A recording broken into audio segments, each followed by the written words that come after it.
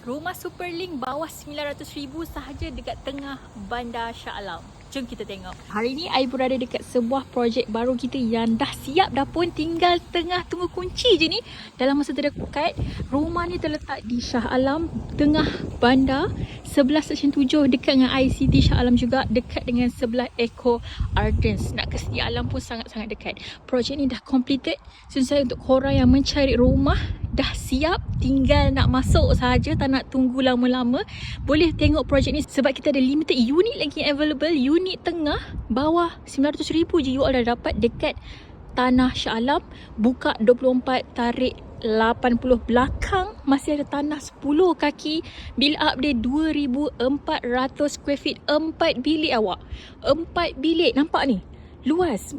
Masuk 2 kereta depan, 2 kereta belakang. Jalan cantik, tenang.